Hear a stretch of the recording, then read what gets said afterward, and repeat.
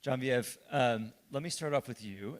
Give us a little bit about your background, and we'll go down the line. We'll go next to Jake. But how did you get involved with Liquidacre, and what did you do before? So Liquidacre is, for me, really the next level of what I've been doing before. So I'm a banker. I have to pay for my sins, and I worked with the government of Haiti and the World Bank on a project which was around the digitization, actually, of mangoes. So we were the first to put mangoes on the blockchain.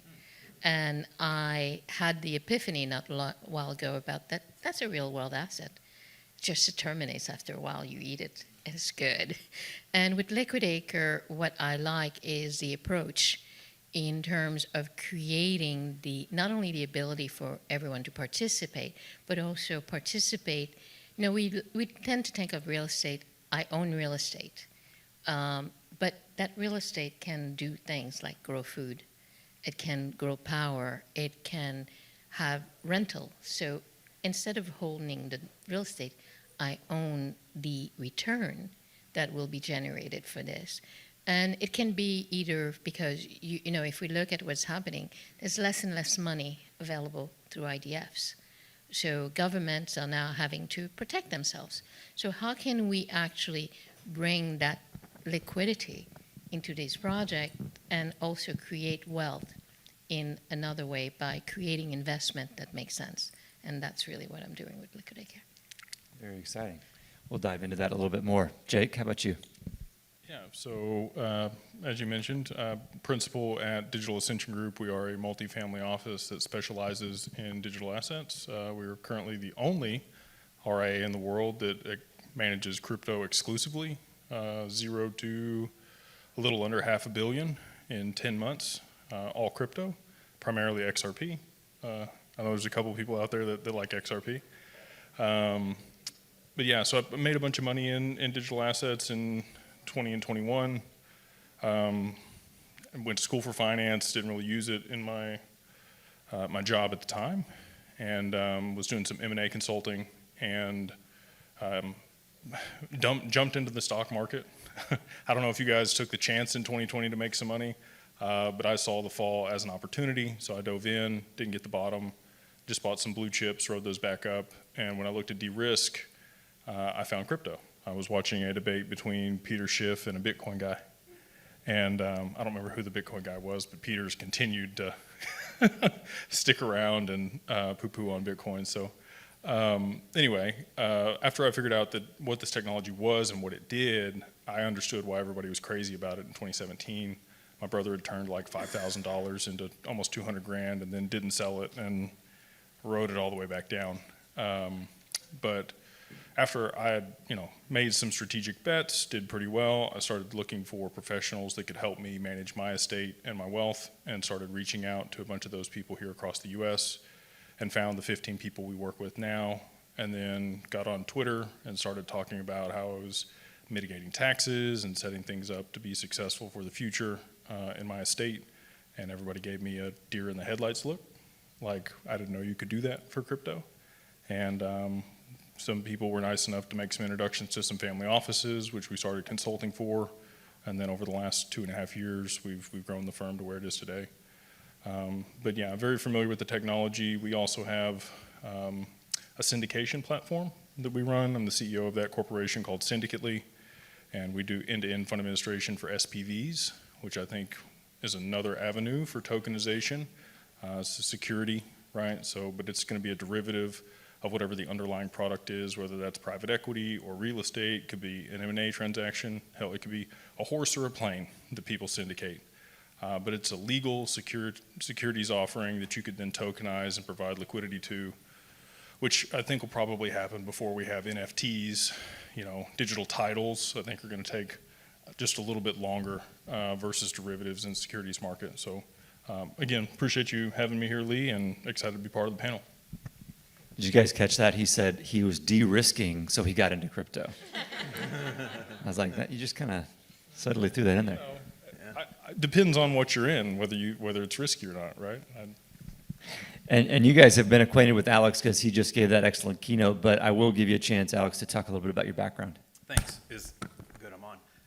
Hey, everybody. So I am professional economist by training and spent 10 years in academia. Actually wrote a dissertation about the role of property rights and contract law on economic growth, and spent a lot of time thinking about how different forms of property rights and how the ability for entrepreneurs can create more property rights is important and can be supported by a legal system. So I was always kind of thinking about tokenization type structures before I got into it formally. I've got a background in real estate, and over the last few years been buying distressed hotels to convert to affordable housing, and got acquired by a family office that I started working with that was very focused on tokenization. And while I liked it and was excited about it, I was, maybe this is 11, 12 months ago, skeptical of the real economic value that was unlocked. And I understand things can be faster and cheaper, but it's like, show me how this makes the underlying real estate actually better. And so I got a master class in that and started studying that and became convinced that there's real economic value to be unlocked by tokenizing things. And so here we are. I probably cited your dissertation and my dissertation because we studied, property rights are such a critical piece of all this. And I know you kind of have that background, sort of thinking about property rights and how it creates more human flourishing in a community when people are secure in their property rights. So, Genevieve, I want to first ask, when we're talking about tokenization, let's just take real estate, for example. I mean, this is RWAs in general, but let's kind of narrow it down to real estate. How do you see the value unlock for not only the investor, but also if this is perhaps commercial or residential, also the primary folks who are maybe, if they're a former owner and they're selling off a portion of their equity, or maybe they're a developer and they're wanting to finance, pre-finance, kind of sell off portions of the equity in the asset. What is the most, I think to Alex's point, people are maybe a little bit skeptical of the value unlock here. Is it the greater liquidity? What is your opinion about the value unlock? I think that what we have to separate is ownership versus the fact that you're going to benefit. So we don't look, a lot of time we look at the asset in terms of its future value. But those, mostly when it comes to real estate, that real estate, and where I come in from is the idea of how do you make a farmland be successful? Well, they need to have investment. How do you unlock that investment is really by creating liquidity. So it's not someone who's interested in taking possession of the goods so much as someone who is interested in taking part in the value of those goods. So we need to actually shift it to where it's not just about owning a property, it's about creating, and that is what then will unlock liquidity, because I don't need to fight about getting what is coming to me versus if so if we think of a lot of the art projects have been, there's a piece of art where you own a piece of the art. When that art needs to be sold, everybody has to agree, versus when you're owning a piece of the liquidity that is generated from the show of that art, you then don't have that physical or mental connection to it. So it's part of the education, and I think that this is where RWAs are more interesting, because now you are not saying you own this, you own the benefits from this. And how does Liquidacre action that? What's sort of the business model? So if you think about the biggest challenge in development is access to capital and timely access to capital, or if you are giving the capital, what are the challenges which are causing that distribution of the capital? So I want to build those buildings. Now there's a new, I have stop of work, so the cash is not getting spent. So you can now start timing those things to happen when they're needed. So Liquidacre not only tokenized, but also keep track of what are the capital needs of the project. How is it, because you're going to do an assessment. You don't need 10 million when you're doing the assessment, you might need 2 million. And then once you have completed the assessment, then you get the next disbursement, which is good for an investor because now you're not having your money sitting idle in one project. You can actually move it across projects. So that is our business model, and our business model is allowing that shared ownership and also for those projects to be able to happen and be monitored and demonstrate to the investors what their returns are. So in a second, I'm going to ask you about working in multiple jurisdictions and sort of the regulatory environment for securities. But maybe be prepared to answer that in just a moment. So Jake, think about, obviously one of the companies that you guys run is helping fund management and syndication. And previously, a lot of this commercial real estate investment was done through syndication. And there's a lockup period and, all of that. What do you think, the first instance that I thought tokenization was actually taking off is when I saw LPs tokenizing their interests.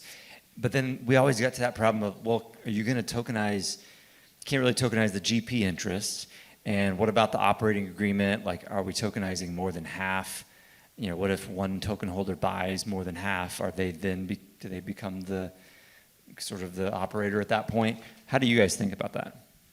So there's a lot of different regulatory constraints, and those are all clear guidelines. I think that that's actually a net benefit because you can build those into the smart contract, right? Whereas other people may look at those as frictions or problems. I think you have really clear guidelines around securities offerings. Reg D is what we provide our investors, so 506B or 506C, and there's some others as well, but those are the most prevalent. Just accredited investors only, right?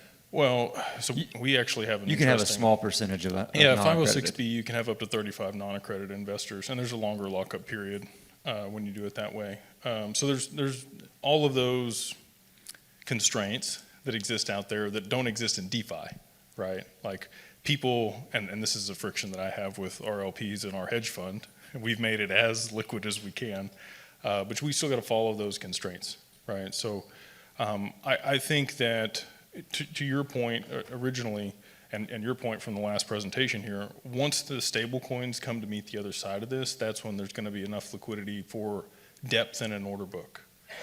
And then you also have the advent of liquidity pools on chain. So when you were talking, I was thinking about the net benefits for participating in an ecosystem without owning the underlying asset. And we've talked to Ripple and some of the regulators around tokenizing an SPV, and you would be able to put up your collateral in that. It would be paired with the counter asset in there, and you would be paid out if it's on the XRPL and liquidity pool tokens or LP tokens.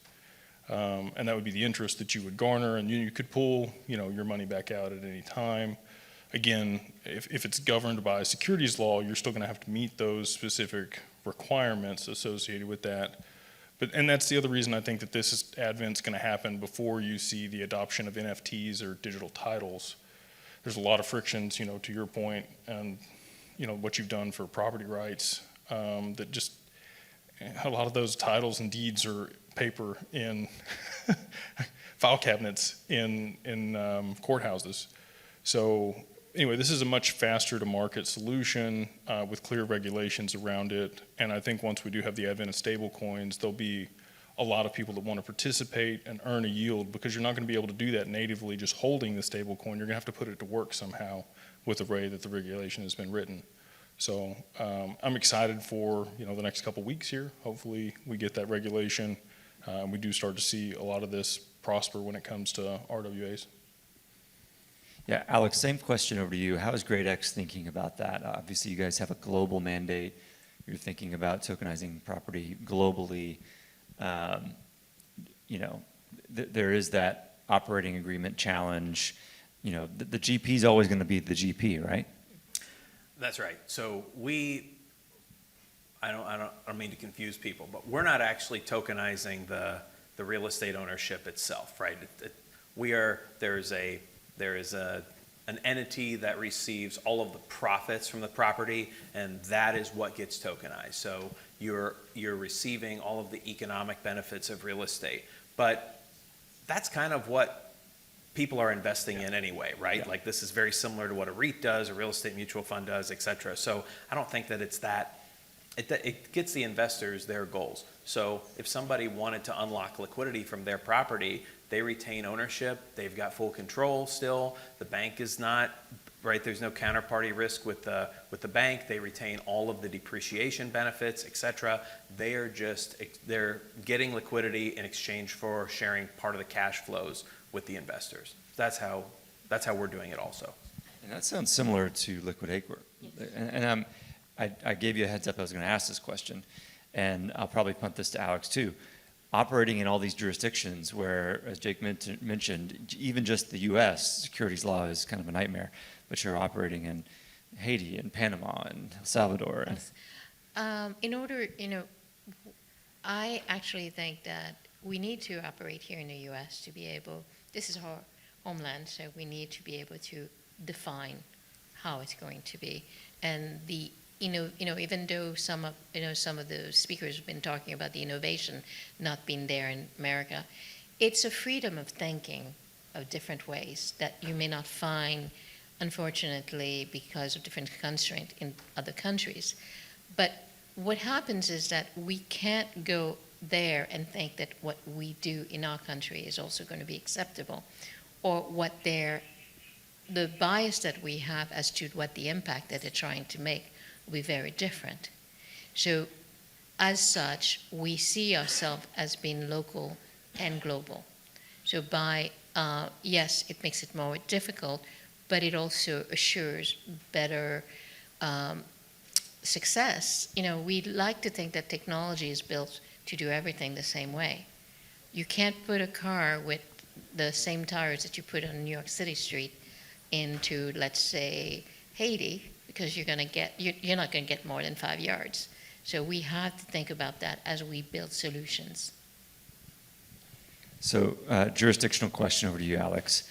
If your hotels are in Dubai and they're in, Singapore and London, how do you think about that? Yeah, so the entity that receives the profits, though, will be a U.S. entity. And, of course, we want badly and need more regulatory clarity around exactly when this token becomes a security, exactly, what makes us who's a qualified custodian and when someone stakes a token with us, et cetera. But at this point, and I'm not an attorney, of course, but we believe that what we're able to offer is more akin to peer-to-peer lending. So on our platform, someone brings a stable coin, they stake it with us, we collateralize part of it and turn around and buy a hotel. And then we're effectively, yes, we're paying them yield on the coin, and that yield is connected to the hotel performance, but really they're lending it to us. And so, our legal team thinks that that's far enough away from security for us to be able to offer that in the U.S. But of course, we can offer that to folks all around the world outside the U.S. as well. I have something for you. I don't know if you've seen this or not. There is an EVM standard that's open source. That's like 7, 5, 1, and 8 are the numbers in it. I can't remember what order they're in, but it is a global standard that Zonix created for issuing SPVs in multiple jurisdictions that allows interoperability and exchange through the smart contract protocol that they wrote. So even if you did have, SPVs in Ireland or Singapore and here in the U.S., if you're operating on that standard, similar to your shipping container, right, you would be able to exchange that value within that ecosystem or outside of it. Okay, so I want to dive down into that a little bit because there are obviously folks in the room who've spent a lot of time investing in real estate, and I think the tax implications and sort of the securities implications are pretty top of mind. Alex, can you go into a little bit more detail about so the U.S. entity is taking in the proceeds, you're tokenizing sort of the profit stream, the income stream from the assets. Mm-hmm. I guess then do you guys distribute K1s to the investors Are they, what are the tax implications there? And feel free to say, hey, our accountants will get back to you on that. Okay, so I don't think that they get a K1. I could be wrong. So our accountants will get back to you on that. Yeah, so when somebody gets a dividend, then they're paid out in additional stable coins. The way that we do it is with a hotel, they're getting 90% of the cash flow. Hotels generate a lot of cash flow. We're putting on highly stabilized assets. They don't need renovation. They're not new construction. They're well-established assets in major cities. These are what are called mid-service or select service hotels. So think Marriott Courtyard or Holiday Inn. They're not luxury, but they're also not like Super 8, kind of middle of the road franchises. That's what the modern hotel investor is interested in. We pass along 90% of the profits. We pass along 30% of the upside. And we offer all investors an 8% minimum assured yield. So if the hotel does not perform as expected because of the size of the portfolio, we're going to make sure that you get 8% no matter what at the end of the year. The distributions are quarterly, paid out with additional stablecoin. Okay, so you're basically, it's almost like a covered call where, you know, some of the hotels are going to do really well, some might not, and then you're covering sort of the downside protection there, but you lose a little bit of that upside potential. Exactly. But, well, I don't know. The investor is not losing upside potential, right? I mean, maybe maybe in a traditional real estate syndication, if there's let's say an 80-20 split on the profits, the LP is going to get 80% of the cash flow and 80% of the upside, right? So we're not offering as generous of a split, but we are offering global accessibility, so we've got investors that can't get access to the market. This is number one. Number two, they're getting capital protection because we're never liquidating their stablecoin. We're going to collateralize part of it. And then they are, we're giving them the 8% minimum assured yield, and we're not capping the upside. So even though we're not sharing as much in the appreciation as a traditional fund, it's uncapped. And in addition to that, they can get liquidity from their investment at any time. Depending on their risk profile, you could pull out, say, 70% of the value of your position, reinvest that in another position. You could leverage that yet again if you wanted to get real creative. So that kind of value, that unlocks a lot of value. That also unlocks additional risk. You can't do that with a traditional investment. Interesting. Well, John Viev, respond to that concept if you would, but then also tell us a little bit about kind of y'all's, what is when someone goes on to Liquidacre, what's their user experience like? Who's your target as far as someone investing in those income streams? So at this time, we are more concentrating on making sure that we are completing our regulatory. So we are working with broker-dealers to be able to have access to the token. But the ideal that we will have is for individual to come in and be able to invest. Obviously, because of the regulatory aspect, if you are in the US, you will not be able to be elsewhere. That's part of it. Mm-hmm. But also, we are pushing the NFT because NFT, the idea of NFT has been, oh, this is art. It's actually the data, the information about this property. Mm-hmm. And that becomes a token which over time has the ability to be traded and creates also the residual either for the individual who created it, the creator, or also the properties. And so where we see is really not just real estate for building, but energy, waste to energy project. There's a big need for agricultural processing plants. And those individuals a lot of time do not have access to that capital. So it's really just a diversification of those funds. So now that allows also individual who normally would not have been able to get on the ladder of investment to come in at a very low number. So your risk is going to be to the project, but we will be giving information about the project to allow them to make that educated assessment of can they participate. So for me, it's almost like participating in the stock market, but now there is much easier accessibility, and I don't need to find a broker-dealer to actually do it. So it's kind of going back to the old ways where we could go and get stuck on our own with no problem. And I think over time, we're going to see where the technology meets those needs. Right now, it's still difficult, but with the regulation that are coming out, more people are getting knowledge. And when we look at places like Ghana coming up with digital asset policies, then we understand that there is a future, and that's how we're going to be able to create wealth. Now that begs the question, secondary markets. So perhaps this could go down the line for all three of you. Where do we think we're going to be going on secondary markets as far as these assets trading then peer-to-peer one day?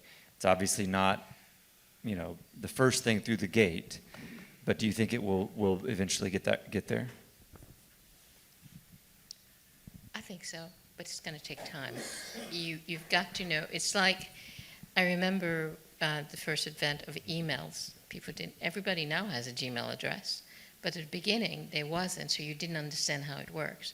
So we need to be able to understand what is a solution that is actually being addressed, not the technology. And if the solution is being addressed, which is lack of funding, lack of liquidity, then also being able to make money, it's not always there's a risk factor to it, then you're going to see more adoption. But it takes time and it takes education.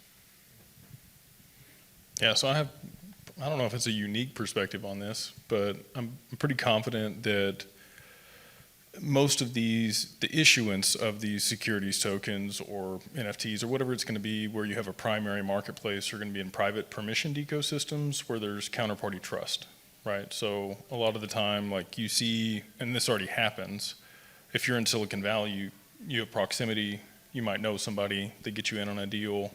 Like a syndication. Right, exactly. And then from that, you might have, multiple syndications within a certain community. There's a lot of VCs and other people that go out and syndicate deals from a community of people, and that community then might trade back and forth those shares. And if there's enough liquidity there, then they could be able to execute that. But I do think that you're going to have secondary markets where other people are going to want access to those. I know a lot of people might want SpaceX stock, right? But you're probably going to have to participate on somebody else's SPV if you want access to that. And that might go out to a secondary market. And I think those will be on public chains. So you need interoperability between private permissioned ecosystems. And we've already seen some of this start to happen with like Polymesh. They have a private permissioned ecosystem that's interoperable with their mainnet. Same thing for Avalanche. They have private subnets that are interoperable with their mainnet. Almost all of the primary blockchains have some capacity for a private permissioned ecosystem that allows for access to the mainnet for secondary market liquidity. But I'm with you. I do think it's going to take time, and you're likely going to have these siloed ecosystems pop up first, and then later on, and then you'll probably need like a DTCC type entity for private equity as well. Great answer, I agree. I think it's inevitable that it'll happen. I don't have a crystal ball about how long, but think about this. Let's say we have a hotel. Let's say you invest in a Reg D private offering for a hotel.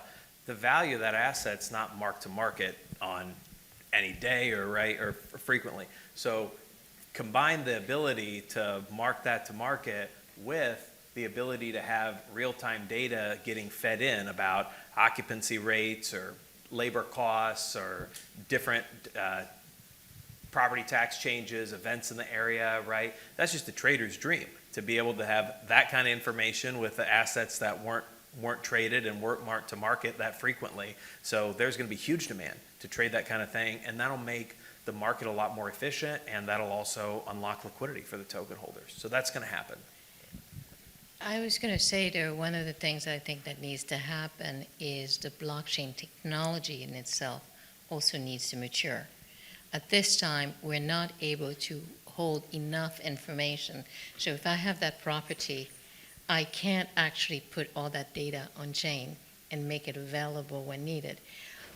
We talk about having distributed servers, but that's not the same as having the data available to pull and knowing at the time that it was written, it was the truth. So what I actually think we might actually see it faster, because the last few years, while Bitcoin was doing badly, a lot of people were building solutions. And solutions, so R3 and Hyperledger have developed something, but it's very expensive. So the entry is way too high. But we also need the layer ones to be able to not have a model which is you pay for putting the data, more rather the data itself creates. And this is where I get excited about the AI, because now that data is going to inform your hotel, which is in one location doing certain things. You can then start comparing it and seeing, how do I adjust? But in order to get there, we need the technology to also arrive. Yeah, there's a few blockchains out there that do metadata, so like Constellation. We work with Ben Jorgensen, who runs that, and he's a metadata oracle. So they provide like smart data for things, and it's a bit more robust inside that ecosystem. And I look at this like multiple layers and multiple protocols would have to be involved. I don't think you're going to have one protocol that everything exists on. There's going to need to be interoperability, and you might have that same asset issued on multiple chains, or certain data about that asset issued on multiple chains that's packaged, by a provider like one of you guys, that's then displayed in a marketplace where people can access that stuff real time. And then you get the AI aspect, and then you can have algorithmic trading and all the other fun stuff that it sounds like you want to build. And I think another piece is there's siloed ATSs right now. The alternative trading systems, particularly in the U.S. context, I guess, doesn't really apply to the global context. But nobody wants to say, all right, well, I'm interested in this property, but it trades on that ATS, trades on Securitize, but then this one trades on T0. And if you don't have all of the assets in one place in a marketplace, then you're not going to get the liquidity, and it's not going to take off. Right, and that's why I think there'll end up being some type of DTCC that allows for interoperability between all securities offerings or private securities offerings here in the U.S. Yeah. Parting thoughts? Go down the line. Genevieve.